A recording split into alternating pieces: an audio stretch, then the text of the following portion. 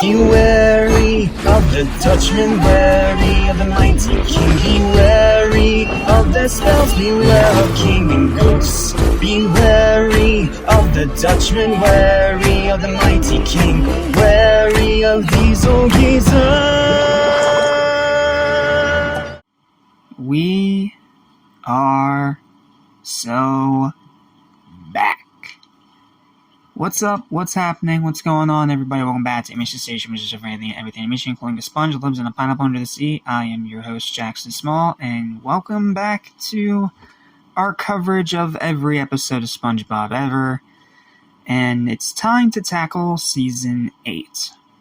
Now, full disclosure, Season 8 is not nearly as atrocious as Season 7.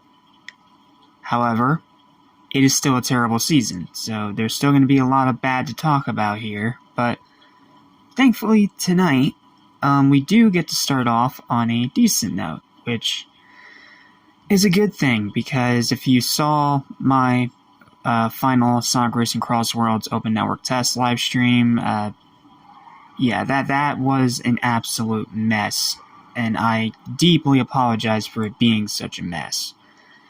So, I'm making this review of these two decent episodes to, try and calm down a little bit. To cool down and just relax, which would be a lot easier if Not Disturb was on. Sorry. Anyway, with all that said, let's go ahead and get this started with this episode right here. Accidents will happen. So, what happens in the episode? Well, it's pretty simple. Supposedly, Squidward ends up getting hurt on the job, and he keeps threatening to call the ISI, whatever it was called. Editing will correct me later. Whatever it was called. And,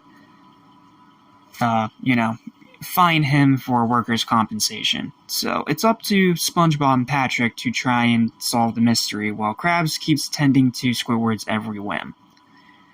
We've seen episodes like this before, where one person keeps getting threatened with something, and then the other keeps having to do these things until they constantly break down, or, yeah, it's a bad trope. It's a bad trope in most bad episodes, but this one actually isn't as bad because it does have some funny gags sprinkled in. I mean, there is the one gross part of the back barnacles. We didn't need to see that. Ew. But the rest of the episode is perfectly watchable. Like, there's nothing too atrocious here. And there are some pretty funny highlights, too. So, that's why I'm calling it a decent episode. It's not a great episode because it's obviously rehashing old plot threads. But it's not a bad episode. And it does have some funny moments. The first one being the stethoscope gag, where SpongeBob uses a stethoscope on Squidward after Squidward says he has a twisted ankle. So Squidward yells into the stethoscope, breaking SpongeBob's eardrums. Honestly, deserved, because that was a very dumb moment from SpongeBob.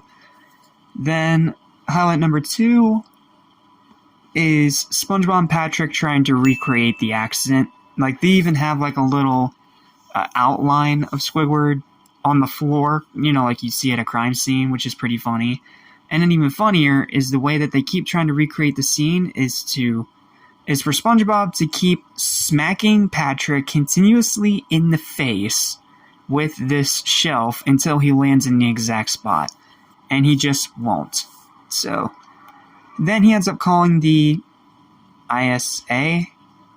I still don't know what it's called. Editing already corrected me earlier, so I'm not going to dwell on it too much.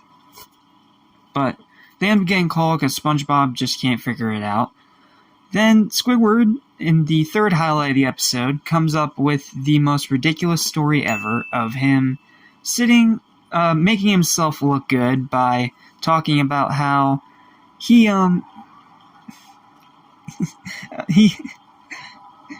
it's so stupid and funny that it's really hard to even talk about it. So, the story that Squidward makes up is that he was sitting at the register and he sees that this customer has an uneven amount of seeds in his Krabby Patty. So he acts all dramatic and takes the patty back to the back room to get him fresh patties with the right amount of seeds on it. Buns. You know what I mean. But then he makes up the story about how the thing broke, smacked him in the face, and made him fall down, causing him to cry, yada yada yada. Not only is it overdramatic as all AF, but it is just hilarious how far he goes with it. Like, even getting in a wheelchair, even though he was standing the entire time beforehand. Like, this episode has some funny gags, man. That's why I can't dislike it, even if it is plot recycling. And then, of course, you have the liar revealed ending, where they check the security camera footage, which, I mean, they should have done the first time, but then we wouldn't have an episode, so I'll let it slide. And then they find out, of course, that Squidward got hurt by doing that because he was trying to take a nap on top of the buns.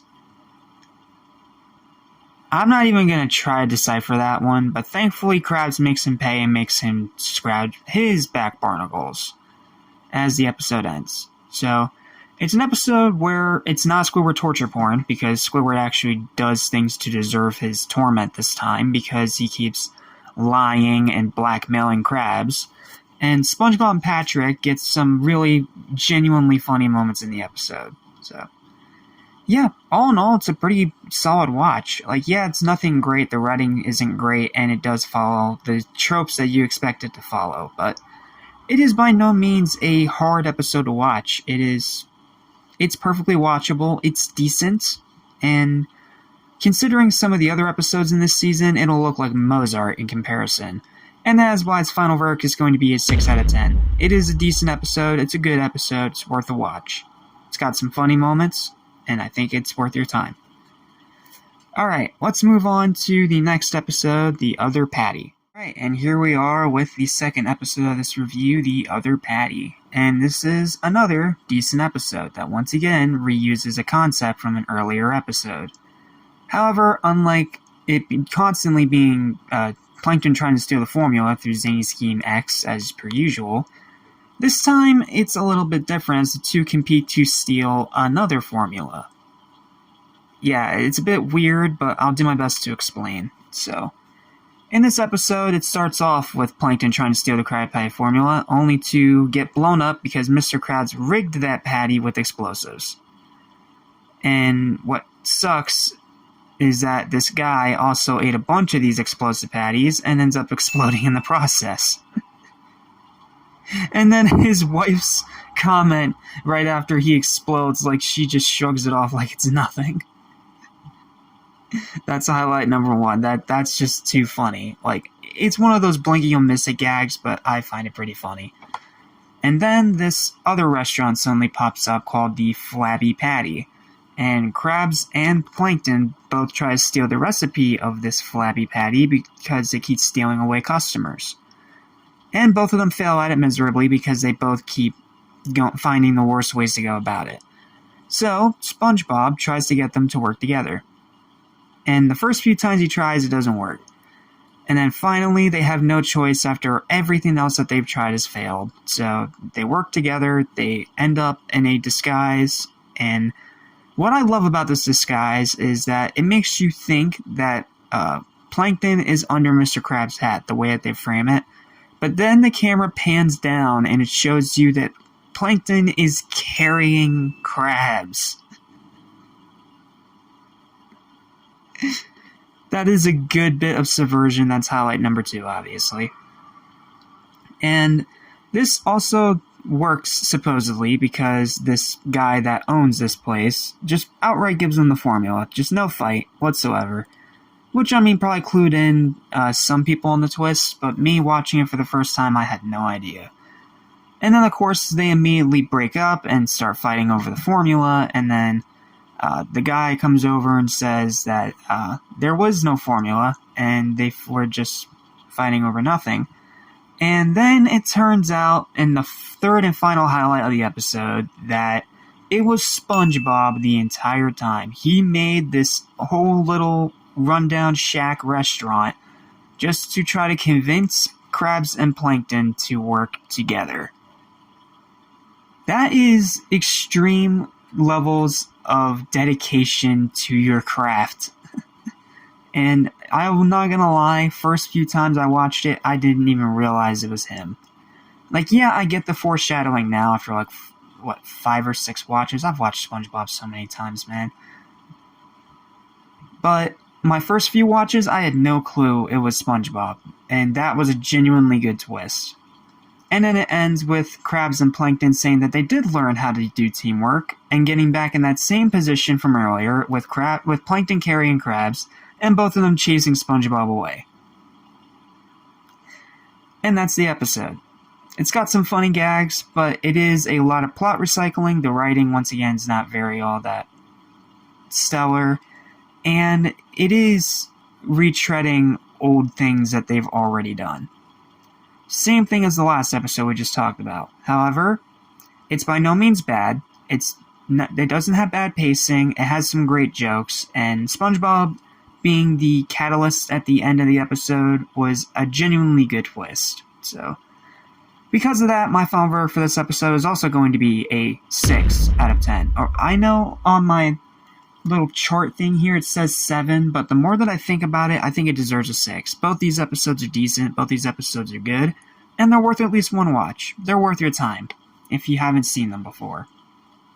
Just don't go in expecting anything incredible or mind-blowing, and you'll come out the other end satisfied. Well, that's it. Thank you guys so much for watching. Please don't forget to like, share, and subscribe for more videos like this almost every single day, and stay tuned because we have a lot more SpongeBob content coming on the channel. And trust me when I say it's actually twice as much content as usual. Yeah, we're going all out for this final farewell to the dark ages of the franchise. So, I will see you guys next time when we take a look at 2 really good episodes with Drive-Thru and The Hot Shot. Arguably the best boating school episode ever made. Yes, I will die on that hill. Well, I mean, technically, does Hall Monitor? No, I don't count Hall Monitor. Hall Monitor does not count. But, yeah, one of the best boating school episodes ever made. So, we're going to have a really good time tomorrow with the next review. So, until then, thanks for watching, and stay spongy.